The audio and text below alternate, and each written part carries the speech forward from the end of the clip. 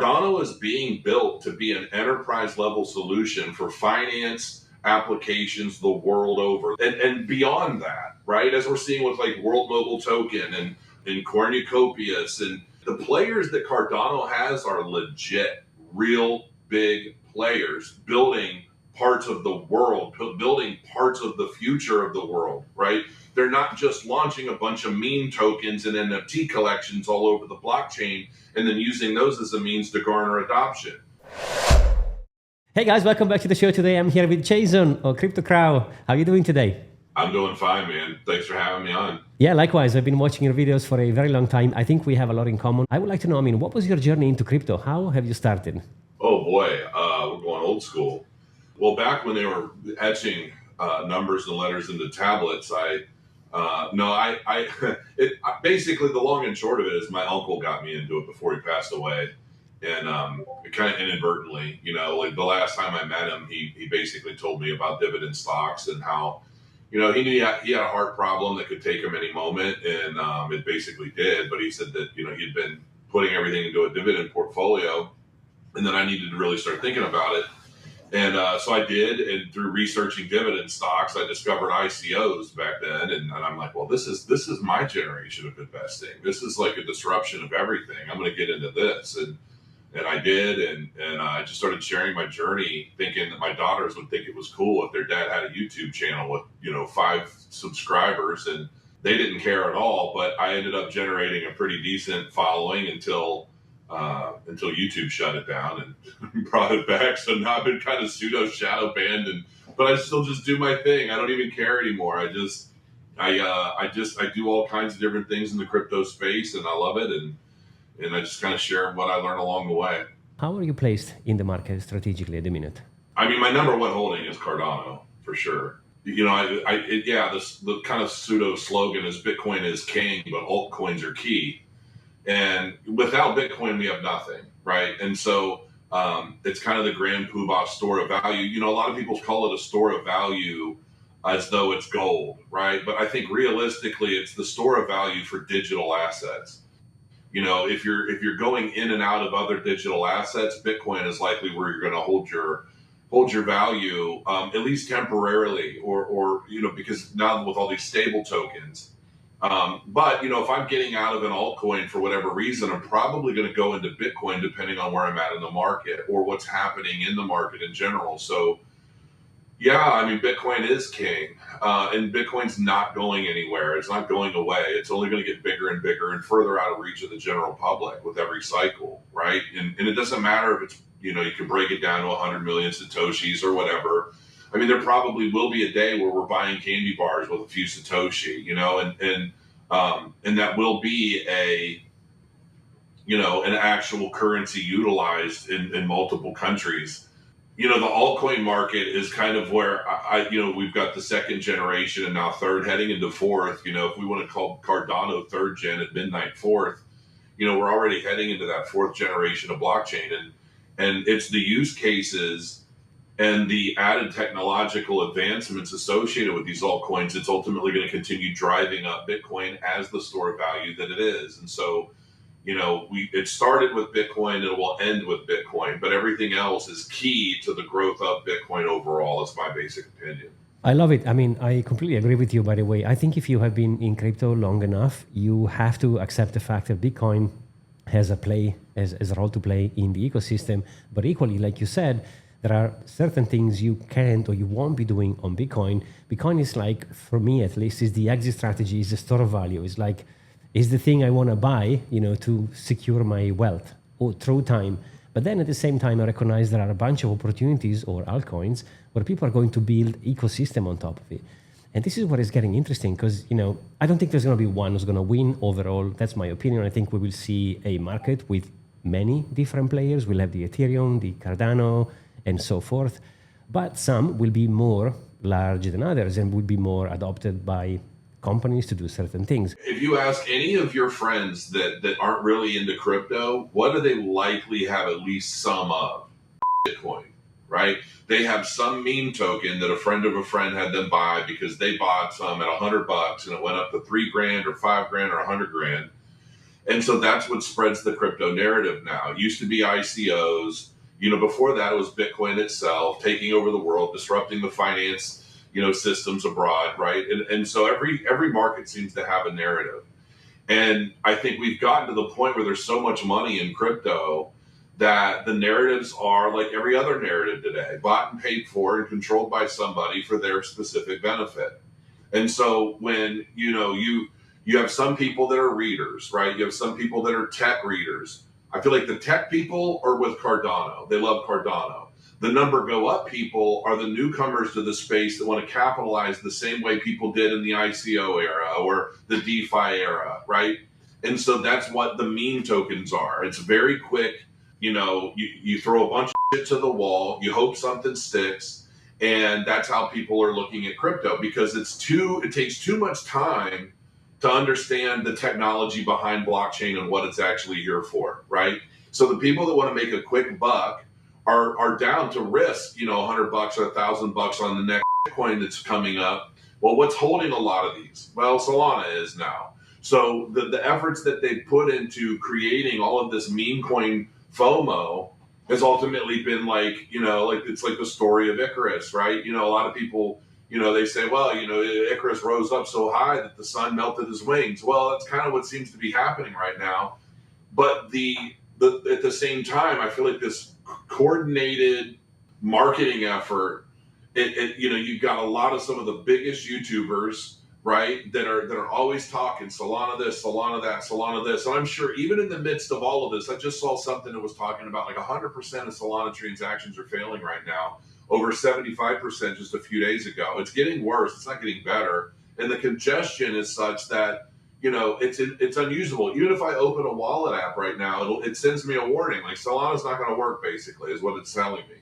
And somehow these people still maintain these positive narratives around this failure of blockchain while they're pushing what is in my opinion, a far superior blockchain down, right?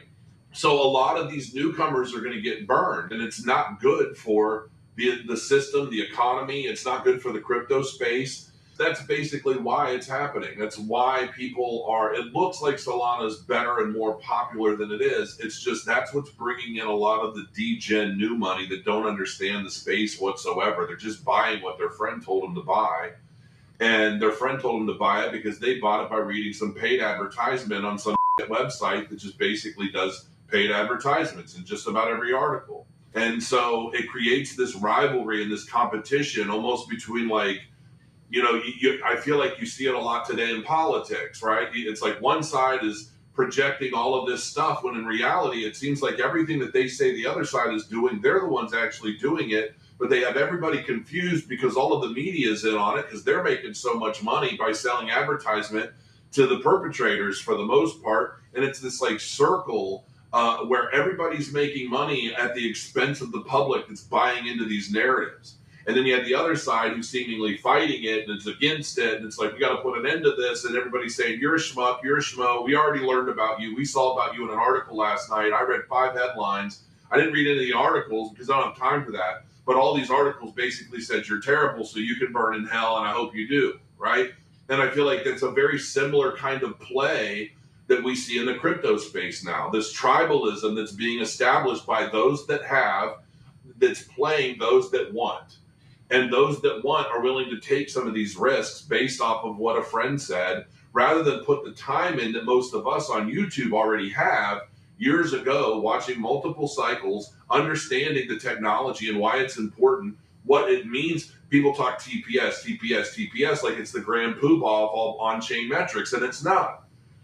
People say, oh, well, Solana or Ethereum or whatever does so many transactions per second, and Cardano's only doing this much. Well, Cardano's building a fundamental infrastructure to make sure they can potentially do 1 million transactions a second, but it's still building, and it still has to be utilized in development of applications. It still has to be adopted by the nodes. That is not an overnight process. You don't just roll that out with a hard fork and call it fixed, right? And on top of that, how many transactions or how many data points can be stored in one transaction? It's the only blockchain that I know of that's capable of doing that. I just watched a block dump on UTXO .io, where you can basically watch these blocks be minted in real time in a graphical user interface that basically shows you. And then you can click on all these little data points and see what they are. Well, these are NFTs. These are, whatever. And I just saw like a cascade of them just rushing down on one block. Break that block into how many transactions, and then divide the number of those data points into each transaction. And you've got throughput like we're not seeing on a lot of these other blockchains. But people are missing that. People don't understand the full nuance of what Cardano is compared to what a lot of these other first to market, sooner to market blockchains are. Too many people expect the market cap to dictate the price, and it's the other way around. I have a coin of my own, Crow token, right? I don't do anything with it. I don't really pump it or promote it or anything. I just surprise people on occasion with something cool, right? Because I don't want it to become a thing. You know what I mean? But I could take that token if I wanted to, and I could potentially drive that market cap up as high as I want. Why? Because the market capitalization of a crypto project is based off of the highest price paid for the asset right now against the selling pressure. Okay? Now, let's just say there's not a big market for Crow token right now. I could go on a DeFi platform, bump that market cap up as high as I want and not tell anybody. And if somebody's not paying attention, I can get that thing sky high off a handful of tokens, right? Market cap is nothing but it's the calculation of all of the assets in that ecosystem multiplied by the price of today. The price of today, the market dictates the market cap. And it doesn't make people say, oh, Cardano isn't going to get to $8 or $12 or $30 because the market cap would have to be this much money. People think that $10 billion or $10 trillion has to go into that asset to define that market cap, and that's bunk. I could do it with 100 tokens. That's not how market caps work. Market caps are basically just the gauge as the approximate value. But how many times have you seen a market cap for a coin shoot through the moon because the price shot through the moon, but then if you go to swap those out, the slippage is 80%, right? So all market cap really is it's exactly that. It's just a calculation of all of the assets in that token against the latest price paid, and it can be very manipulatable, and that's one of the reasons why a lot of these more centralized projects tend to brag and boast about their inflated market caps, because it's a lot easier to do that with lower token supply and lower supply on exchanges. Cardano, there's a lot of tokens, so it doesn't fluctuate the way a lot of these Ponzinomic based tokens do. And to the people that don't know or understand the technology behind it or the way everything is structured, they will look at that and say, well, this token just went up 100% yesterday. That's got to be better. No, it doesn't mean it's better. Chances are it's actually probably substantially worse. And the people that are pumping it are the ones that are going to dump it on the heads of everyone else that thinks it's better as they're buying in and becoming exit liquidity for everyone else in the know. I do get the people FOMO into a dog coin or whatever because their cousin told them it's going to go to $1,000 and they're buying it at cents. They're going to become millionaires. I get that. I get the phase. I actually welcome it to some degree because it's going to allow to expand the overall space and get in new people. But how long do you think we have until the average Joe is going to start realizing, wait a second, I'm buying something that A, doesn't have any value, B, doesn't even, like I remember I posted a tweet, I tweeted not long ago, and I collected all the time that Solana went down. It took me quite a bit, but I went through legit sources, I collected everything, and I tweeted saying, okay, this is just not hate on Solana, just facts and data, right?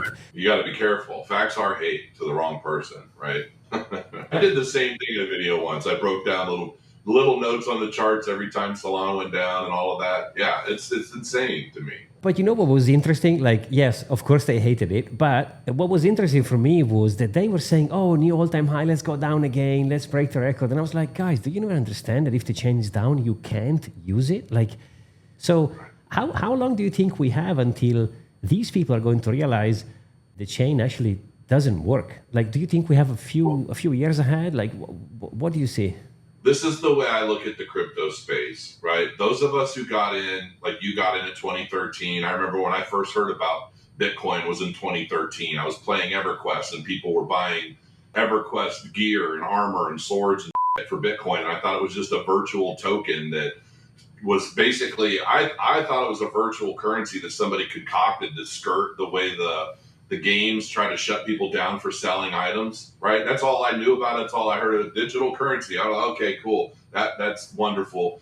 And then, and I didn't give it a second thought until like 2017, where I was really discovering what blockchain was and how important it was and how I should have been worth $30 billion, but I wasn't, because I was an idiot killing monsters in EverQuest instead of buying the Bitcoin everybody was using at the time. So that was my first lesson. My second lesson was the 2017 market, where I watched the market go from $8,000 up to $20,000, and I thought it was going to go up forever. And then all of a sudden I look and it's tanked 20%, 30%, 40%. I'm like, holy shit. And I ended up selling a lot of my Bitcoin at the time, around $8,000 or whatever it was, after it had already peaked at 20 grand. I didn't know what market peaks were. I didn't know how the markets worked. I didn't understand the cycles or the halving. I didn't understand a lot of that. I knew about it. I heard about it.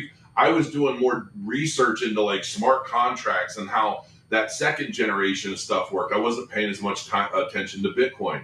So that was my next lesson, because you're holding, watching the price go down, and everybody's saying, buy the dip, buy the dip. And I'm like, well, when's this dip going to end? It's not ending. I don't think this is a dip anymore. This is a crash, right? So that was the second lesson, understanding how the market cycles work. Third lesson is understanding what technologies read the best, do the best, garner the most adoption in legitimate use cases. Why? Because those are technically the ones that don't drop as quickly as the Bitcoin stuff. Centralized, the garbage chains that are, doing what they're doing, right? So when you say, how long is it going to take for these people to learn? Typically, your first cycle is where you're still holding on to everything you thought was going to make you stupid rich when it's already crashed, right? That's typically somebody's first cycle. The second cycle is when they say, okay, well, now I understand how that works. I'm going to prepare for it. But you don't really have as much money. You probably have less money today than you would have the first cycle, right? But you probably do, if you didn't sell at a loss, still at least hold what you were holding in the last cycle, and now you're accumulating more on top of it. Well, that one allows you to pay off some bills. That one basically teaches you, all right, this is what I need to really start considering. I'm not going to make the same mistakes I did last time, and I'm going to actually prepare for things the second time around. And then generally your third cycle is where you get stupid rich, and that's the one I'm waiting on. So this is legitimately like the first cycle that I've started with actual holdings, where I was accumulating, well, during the bear market when everybody was, the sky is falling, the world is over, and I was out there buying up like people in the know do. The caveat to that, when you say how long will it take for people to understand, I think it's how long does it take for somebody to get burned and understand that their lack of knowledge is what caused them to get burned, right? And, a lot of people love pointing the finger at other people, especially today. They love to try and not be accountable for anything they've said or done or whatever. And, they'll go buy some Bitcoin, and then they, and it's just like, oh, wow, that didn't work out so well. And then they kind of want to blame everyone else for them making that decision. That's why I always tell people say, oh, Crow, man, you made me so rich. You made me so much money over the years. I've been following you forever. And I'm like, dude, I didn't make you rich. I just shared my journey the same way as I've liked projects that have gone to shit. And if you bought those, I didn't make your money. I didn't lose you money either. It's like I just share what I learn, and I give my honest opinions. I can't be bought. I used to shit all over paid projects all the time. And I'm like, listen, they paid me to tell you to stay the hell away because this is garbage. But they already paid me, so they got to live with it. And, I piss a lot of people off, but I'm not going to be bought. And so I share my journey. I share what I think. I'm always right sometimes, right? And so, I've learned a lot. I've seen a lot. And so I feel like I have a pretty solid grasp as to what's important. And the struggle is getting people through that initial, I'm going to get rich off of $100 phase. And once people really start to learn what is important in blockchain, what makes it important, and what verticals is this blockchain disrupting and why, then it helps you be able to read through materials that are explaining how they're going to go about it and understanding the value proposition there. Not just for this cycle, but next cycle. Like, to me, Cardano is my biggest holding. I don't even think even if it gets to $8, by the end of this cycle, that still isn't to me compared to what I think Cardano is actually being built for and what I think it's going to accomplish between now and the 2030 cycle. I just think it's going to be a completely different animal altogether. But so much of crypto is in its infancy still. And so many of us are just buying into that next tagline that we think is going to make us wealthy. And the problem is that nowadays, those taglines are often paid for by people that are going to profit a hell of a lot more off of you becoming their exit liquidity at the right time, especially when we get closer to the peak. So that'll be what it's going to take for a lot of these people to learn, the end of this cycle and them ending up with nothing. I love the way how you said it, as opposed to something they have to go through. It's like basically time and experience, which makes a lot of sense. I mean, it feels like you have to go through certain phases to then understand, okay, wait, I got my battles, I got my scars, I've learned my lessons. Now let me, either leave the space completely and go something else, or, quote, do it properly. I know I'm asking the impossible because nobody knows and we can't predict, but there's going to be another cycle. Hopefully, we've seen the ETF coming in, so now institutions are funding into this thing. Do you also see institutions going through with ETF, for example, on Cardano, on Ethereum? Do you see that happening this cycle? What's your view? I don't know about this cycle in particular. And I say that because there are still elements of Cardano that are being worked on and further developed to be perfect for the use case they're intended for. That's my opinion. It's not at all to say that I don't think Cardano is going to do very well in the market, but I think it is a difficult question to answer, because it's like if Cardano were being designed and developed to be the biggest layer one for meme tokens, I would say, well, it's probably a failure, right? Because there's just not that many, and people just don't seem to care that much about Cardano-based meme tokens, right? Because they're not marketing it that way. They're not building it for that purpose. Cardano is being built to be an enterprise-level solution for finance applications the world over. This isn't being, and beyond that, right? As we're seeing with like World Mobile Token and Cornucopias, and it's like the players that Cardano has are legit, real big players building parts of the world, building parts of the future of the world, right? They're not just launching a bunch of meme tokens and NFT collections all over the blockchain and then using those as a means to garner adoption. That's not, that would be like taking Einstein and setting him down with little wooden blocks and say, build your little house. It's like, wait a minute, I'm capable of a hell of a lot more. Yeah, but this is what people like to see. This is what people are into right now. So we want you to build little wooden houses out of these little wooden shapes. It doesn't matter if you can solve it doesn't matter who you are, what you're capable of, or what you were born to do, right? And that's the way I look at Cardano. I think its approach to its development is people say, oh, it takes so long, it takes too long, and this is long. Yeah, it takes time. And here we are a couple cycles in, and we finally have a whole slew of features and functions that we didn't have in the last market cycle. And we saw how it went from 2 cents to $3 in about 6 months, right? And people were saying it was slow back then. People were saying it'll never get to $1. It'll never do this, because it was slow in its price action the same way it is now. It does not move the way other projects move, because it's not based on a lot of empty marketing hype and FOMO bull trying to draw in the latest dumb money that enters the space with $100 in his pocket, wanting to buy some meme tokens for his neighbor. That's just not what Cardano is built for. So, when I look at the accomplishments that it makes, and then I see the FUD of other projects, I truly see fear. But it's unfounded and it's unnecessary, because it doesn't really matter. World Mobile Token could announce something huge tomorrow and blow the hell up. It's not a threat to Cardano. Solana can go up to $400 next week and say, we fixed all our problems, we're going to be the best blockchain ever. It's not going to affect Cardano. Cardano's doing its own thing. Cardano truly, in my opinion, is in a league of its own entirely. And I think that once people start seeing some of these major use cases come to light, they're going to realize that this isn't a technology for meme coin holders. This isn't a blockchain for, I hate to say it, but it's how everybody read it. It's like the dumb money, right? It's for people that really want to put in the time and understand what's being built and basically establish a foundation for their financial freedom in the future, and it'll continue to get better cycle to cycle. So yeah, I think the tribalism is terrible. I'm guilty of it like anyone else. I shit on Solana all the time, but it's like it's hard not to in a lot of cases, because I read these articles and I'm like, oh my God, who paid for this one? And it's like, and I see the way the centralized controllers shun Cardano because of its truly decentralized nature. That in itself should tell you that Cardano's very foundation is more fundamentally sound to Bitcoin's inception than just about anything else out there. I mean, look at Ethereum and MetaMask and how all that stuff was coming out during the pandemic, where it was like they can basically shut down your MetaMask wallet. That's not decentralized. That's centralized control over a population. Not even your MetaMask wallet is technically safe. This is from what I remember. Anyone out there that wants to correct me, more power to you if you can, and I'll absolutely cover it. But I remember all these different things happening, and it's just like you're not doing that with Cardano.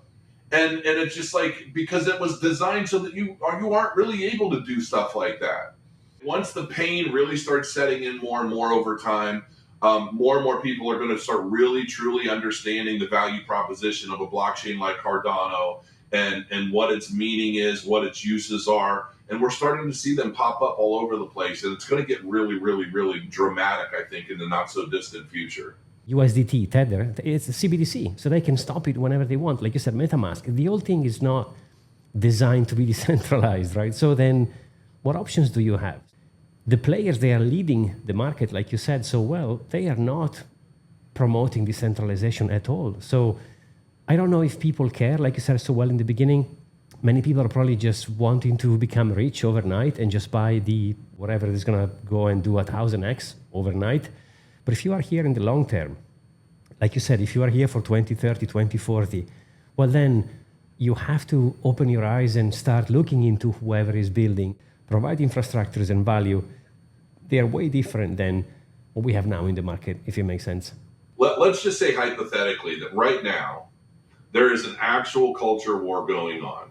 Okay, just a general war, not even talking about crypto particularly, but let's just assume that maybe there is some sort of war going on, because we've got one part that wants very centralized control over everything, from what we say to what we spend, how we spend it, what we do, where we go, how we get there, you name it, right? They want very centralized control over the population for whatever reason. Maybe because, I don't know, emissions is the excuse, whatever they want to say, okay? And it gets a bunch of people rallying behind it, right? And there are all these narratives that perpetuate this.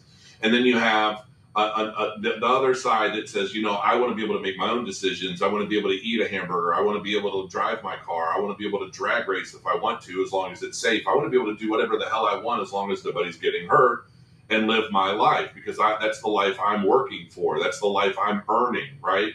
That's kind of like the American way, blah, blah, blah. And this isn't even a U.S. issue. This is a global issue that's basically being spearheaded by a lot of people of power, right? That basically their intent and their motivations and ambitions line up. Let's just say that.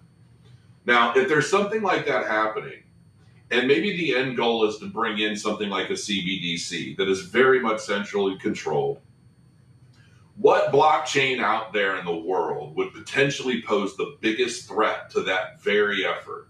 If they're all about centralized control, the opposition to that is decentralized non-control and self-governance by its community, self-governance and consensus and all of that kind of stuff, right? One of the most decentralized, if it's not the most decentralized blockchain right now, I'm not 100% sure. If it's not, it's probably at least in the top 3, but it's Cardano.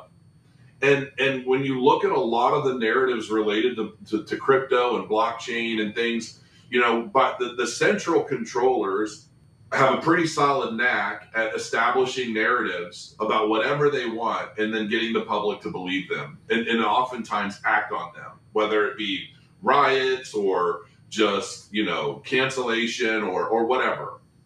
This is all my personal opinion. Love it or hate it. I love everybody. I don't really care what side of the aisle people are on, but I've been watching this shit now. I'm 46. I'm old. I've been seeing a lot of this stuff, and I'm very clear-headed. I wasn't indoctrinated through any particular university or college. I've just basically made my own mind up through all the years of reading, researching, audiobooks, you name it, videos, all that stuff, right? So I could very much be wrong, all right? I'm always right sometimes. This is just what I see. This global agenda that seems to be ushering itself forward is a very similar thing that I see in crypto. And it seems like the cryptocurrencies, the blockchains that have elements of empowerment to those wanting more centralized control are either left alone or they're prompted, promoted, and pushed. And those that can combat that centralized control are either ignored, dismissed, cast aside. The thing of it is that a lot of people in the know have embraced Cardano for that exact reason, the same way I feel like people are embracing particular political candidates who seem to be fighting against the very same kinds of systems elsewhere, right?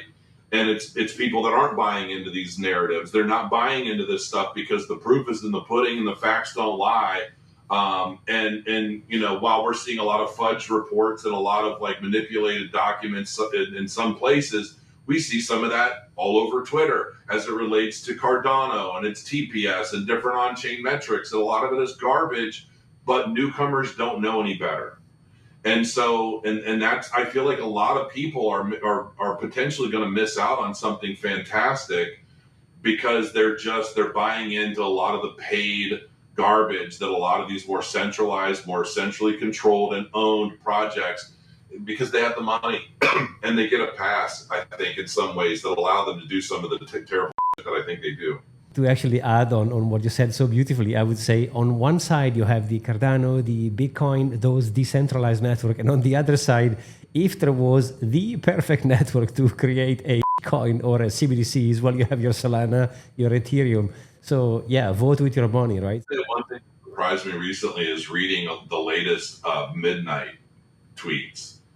The tweets about Midnight's potential use cases. And I definitely want to talk to Charles about that on Thursday, because I was reading through this the other day, might have been yesterday, I can't even remember. My days run together right now, but you should check that out and read through it, because some of it is kind of surprising in terms of how Midnight could very easily become like the go-to blockchain for some of these more elite interests, if you will.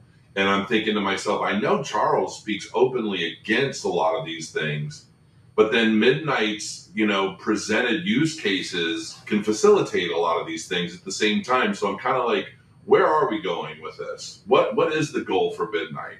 And I feel like, you know, while you can construct a blockchain with one particular purpose in mind, namely the people and its use and protecting information and protecting all of this stuff, sometimes, you know, it's like anything else, man. You know, you can use something for good or you could use it for bad. And I'm kind of like, I'm looking forward to talking to Charles a bit about that in detail Thursday and getting a better idea as to what his thoughts are on some of these things. Nice. I'm looking forward to that chat. It's gonna be amazing. And thank you, by the way, for talking to him and to share, you know, and sharing to us his thoughts. And I mean, I know you have a project. You want to talk about it, or is it still in a secretive stage? You know, I know you have a Wargram project going on. Yeah, I actually just played it for the first time today. I've seen your tweet and I was like, oh, I'm gonna ask him about. How was it? Yeah, it's pretty good. There's no audio, like there aren't any sound effects yet. There's still a lot of animations and things coming, but it's playable. And I was pretty surprised that we got this to where it is already in the amount of time we got it. My partner Eli has been doing a really great job facilitating a lot of this and coordinating he's a high level project coordinator. I mean, he's used to working with big corporations and huge teams and he's just doing a really good job. I mean, I'm like looking at it right now. I'm like looking at parts of it. It's going to be pretty damn cool. I will say that. Like when we get this thing launch ready, I think it's going to surprise people because nobody's done anything quite like what we're doing on any blockchain, let alone Cardano. And like just the playability and the way we're structuring it so that you can, I don't know if people are going to be able to make a living playing it or anything. I don't think it's going to be quite like that, but people are going to, you know, if you play well and you play often and you do well, like you'll do well. Like we're kind of designing it so that Well, I shouldn't say too much yet. There's an idea that I floated recently to my lead dev, and I said, "Could we do this?" And he's like, "All day. This is great." I'm like, "Oh shit!" So like I'm pretty pumped about it. But I'm also trying to like take my time, and like this is probably going to be my real focus. Like I've even had thoughts about like selling blocks to somebody else who wants to take it from here and like build it and run with it. I've put 2 years into blocks, but I really think that in 6 figures, you know what I mean? So, but I'm like, I think this game is going to be where it's at. I think it's something that I really genuinely want to like play and do on a regular basis and compete against people all over the world. And like, let's just say I want to take over some land, and there's just going to be some cool shit related to Wargroom and the Grand War. We'll just say that.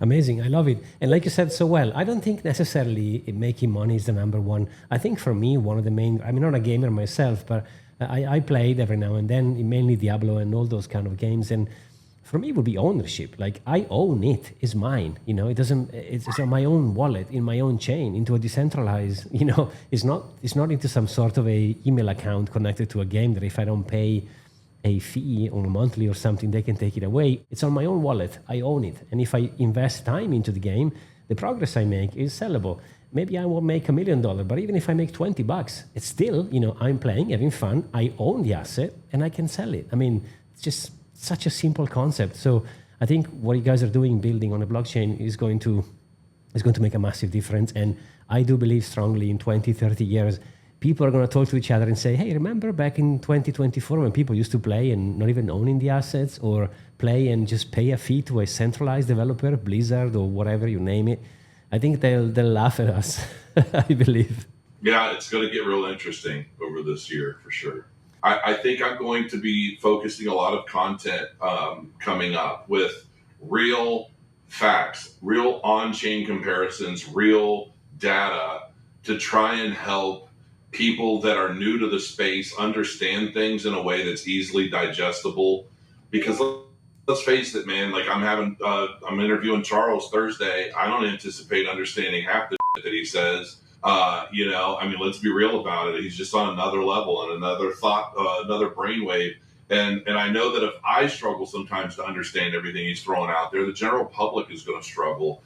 And it's like, I think we really need to start making more content about what these use cases are, why the blockchain is built the way it is, and just basically really break things down for people so that they can really understand more than the number go up. Here are the charts. Here's support. Here's resistance. Every Tom, Dick, and Harry can do that.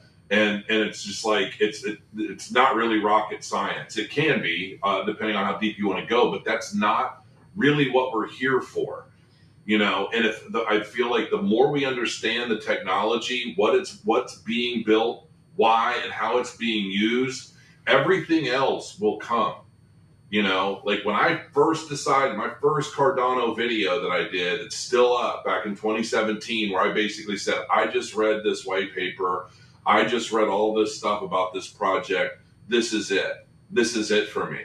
And I have truly forgotten more than I've forgotten more since then, that I think a lot of people will really learn and understand about Cardano. But I knew, like the night I finished, and I was just like, this is the future, man. This is where this technology is going.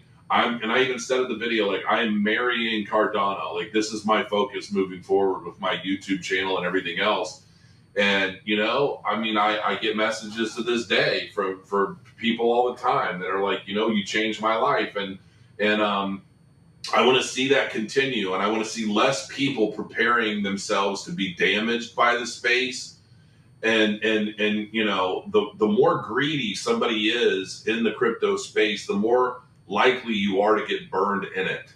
So that's just a message that I want to try and put out there to people. Take your time, understand what you're buying and why.